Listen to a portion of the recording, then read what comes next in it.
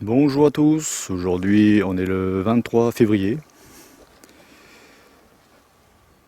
Je fais ma petite balade matinale. En même temps je vous fais découvrir les dégâts causés par la tempête Ciara. Après on ira aux ruches. Allez c'est parti. Donc déjà là on a un sapin complètement déraciné. Un beau sapin, un centenaire. Malheureusement il n'aura pas résisté au vent violent de la tempête.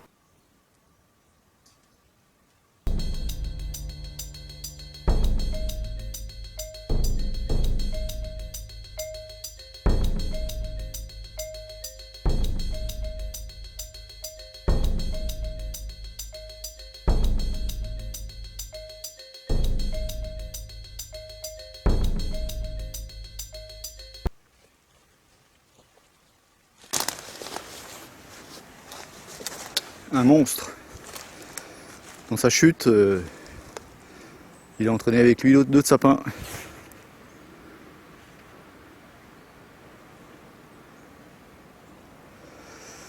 Allez, on continue. Là, j'arrive dans une pessière, une plantation d'épicéas.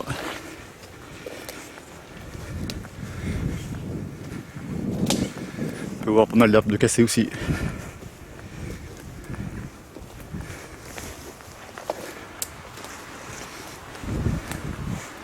Par contre, là, les arbres étaient déjà condamnés. Puis les corps que les troncs. Tous ces arbres sont morts, malheureusement. Bon, avec le vent, ils ont cassé. C'est normal, les arbres morts sont cassants, comme j'avais expliqué dans une vidéo. C'est pour ça qu'il ne faut pas hésiter à supprimer les arbres morts à proximité des ruches. Sinon, ça peut faire des dégâts sur les ruches.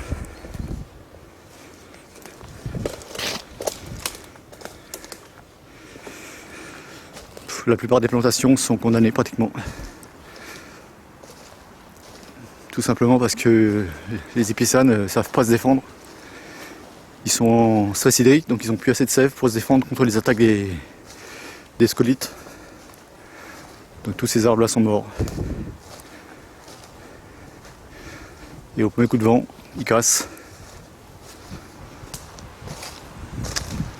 Comme j'avais dit déjà dans la vidéo, en fait les scolytes c'est quoi? C'est un petit insecte, un petit coléoptère qui se nourrit du bois. On l'appelle Bostrich typographe. Il creuse des galeries et en creusant des galeries il coupe la circulation de la sève. Donc là l'arbre après il est mort, il sèche sur pied, on peut voir. Celui-là il a cassé. Impressionnant.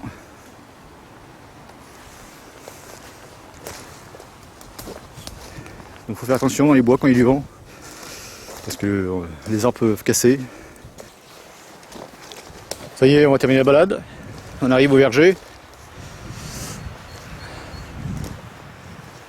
Encore un qui est couché là. Cassé au pied.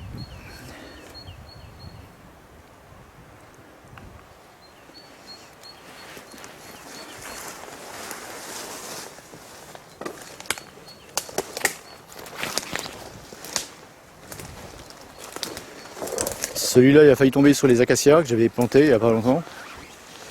On va les voir là. Juste là. Donc là, on arrive au verger.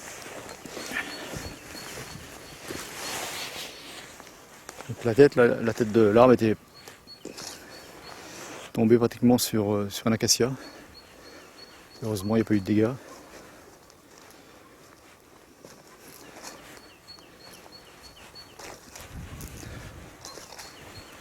Donc on peut voir.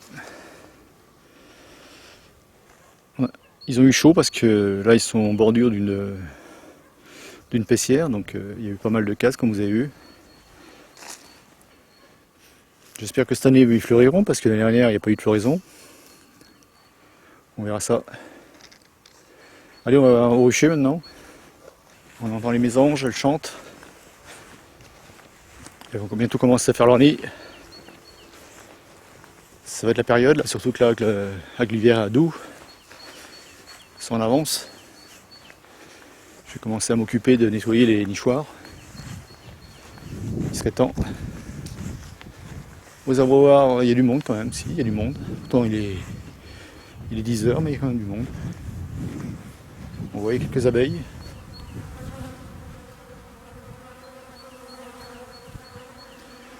Donc déjà là c'est un signe que les reines ont bien rempli leur ponte. Il leur faut beaucoup d'eau. Beaucoup d'eau pour préparer la bouillie larvaire. Donc au verger j'ai pas eu trop de dégâts, juste un arbre cassé à cause de la tempête. On peut voir. Sinon non. Par contre au niveau des ruches, j'ai eu 2 toits de ruches qui sont envolés. Il a fallu mettre des pierres sur les toits. Donc celle-là j'ai pas eu trop de problème. Donc il fait pas chaud mais on peut voir quand même que les abeilles sortent. Il est 10 h. Dès l'instant qu'il y a un rayon de soleil qui chauffe les ruches, ça y est, ça libère des abeilles. Donc elles en profitent. Et ça c'est un problème. Parce qu'il n'y a rien à butiner pour l'instant, il n'y a rien à ramener à part un peu de pollen de noisetier. Les crocus sont même pas ouverts encore. Trop tôt, on peut voir là les crocus. Ils sont pas ouverts. Les abeilles elles essayent d'aller dans les crocus mais vu qu'ils sont fermés, je sais pas si on va la voir celle-là, elles essayent. Malheureusement.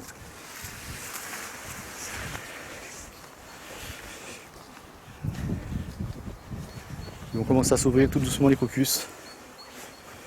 On les voit, elles sont excitées, elles sont dessus. Incroyable. Bon, pour l'instant, il n'y a pas de problème. Sauf qu'il faut surveiller les réserves. Les réserves, là, elles diminuent. Comme neige au soleil. C'est normal. On a un hiver doux. Donc les abeilles, là, sont actives. Elles sortent tous les jours. Elles se dépensent.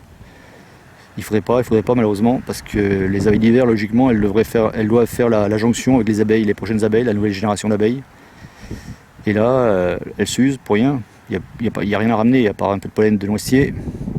C'est pas le peu de nectar des crocus là qui va les nourrir. Donc j'ai dû nourrir en urgence la ruchette verte là.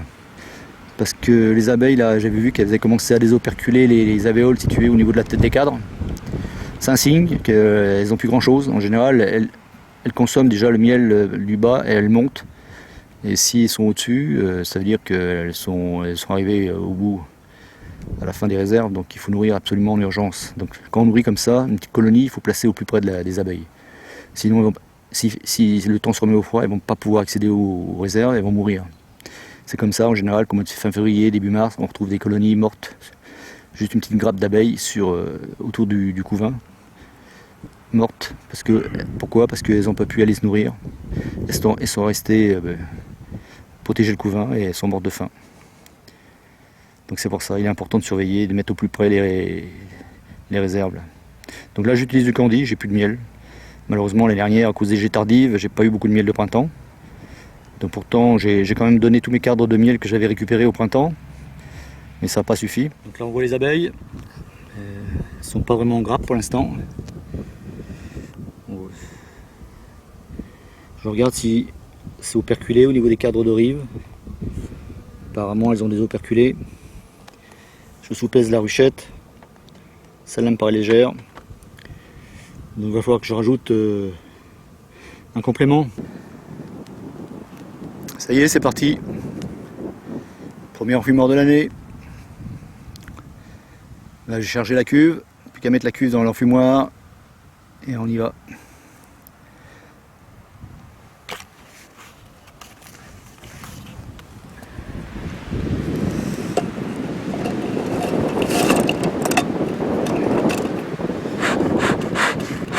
D'herbe avant pour refroidir la fumée. Elles sont là. Faut que je me dépêche parce que là il fait pas chaud avec le vent en plus. Je me sers du vent pour enfumer. On voit la fumée qui. Je fais descendre les abeilles absolument. Et je pose ce qu'on dit devant, là, comme ça. L'autre part, de l'autre côté, ici. Je fais les abeilles.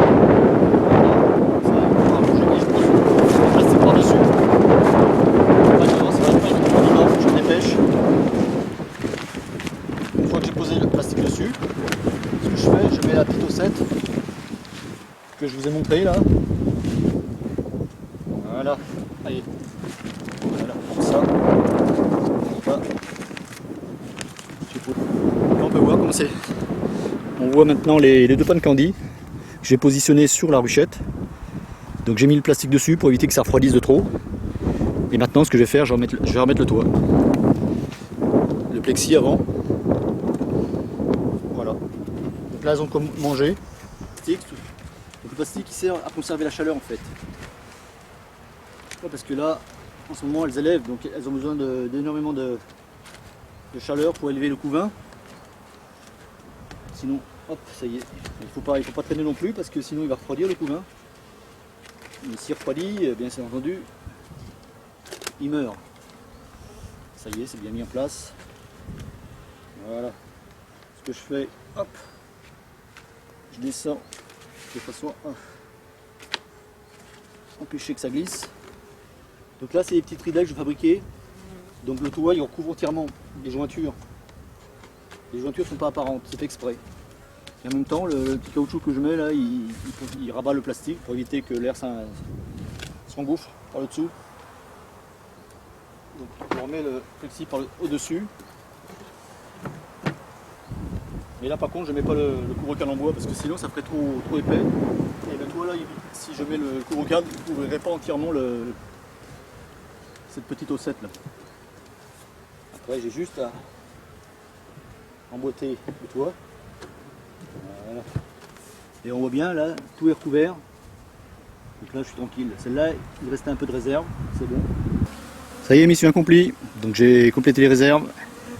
Donc là je suis tranquille jusqu'au printemps. Donc il fallait absolument vérifier là parce que c'était juste pour la ruchette là, c'était vraiment juste. Donc un peu plus, je perds une colonie bêtement. Donc il faut vérifier. Donc maintenant je les laisse tranquilles jusqu'au printemps, jusqu'à la visite de printemps. Elles peuvent s'amuser, elles peuvent aller butiner les fleurs de crocus maintenant.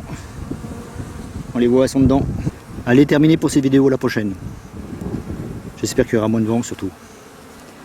Donc j'avais pas trop le choix là parce que en fait demain c'est la pluie et après ça va se refroidir. Donc c'était aujourd'hui ou jamais.